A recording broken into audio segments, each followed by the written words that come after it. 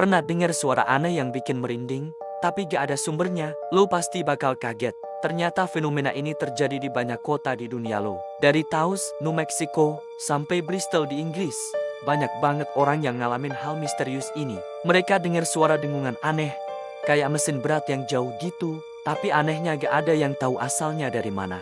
Yang lebih unik lagi, fenomena yang disebut daham ini cuma bisa didengar sama beberapa orang aja. Banyak yang cerita kalau suara ini bikin mereka pusing, mual, bahkan susah tidur.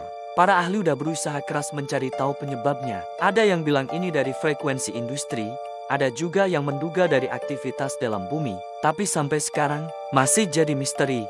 Biasanya suara ini lebih kerasa kalau lagi di dalam ruangan, apalagi pas malam-malam.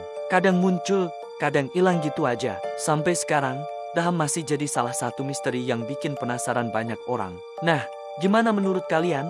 Ada yang pernah dengar suara misterius kayak gini? Ceritain pengalaman kalian di kolom komentar ya. Jangan lupa subscribe dan nyalain notifikasi buat dapet cerita misteri seru lainnya.